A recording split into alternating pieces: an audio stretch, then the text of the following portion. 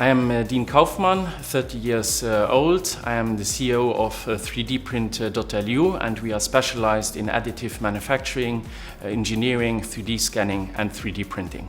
We are developing a deployable 3D printing solution for disaster relief. We admire the work of NGOs working for disaster relief and also in remote areas, and we wanted to offer them reliable equipment. So our solution is basically a big cargo case where you have different systems integrated, for example like a 3D printer, a recycling unit, and the whole system can be powered by, for example, a car battery or generator.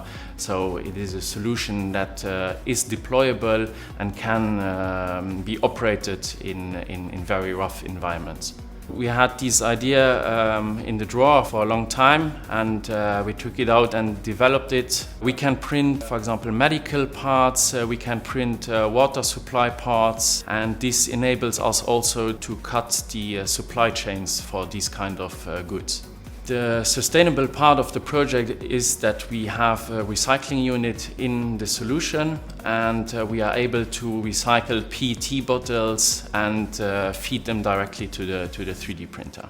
Well, first it would make me very proud to see the solution working as we intended, and also to then have also maybe the positive feedback of the users working in that kind of situations.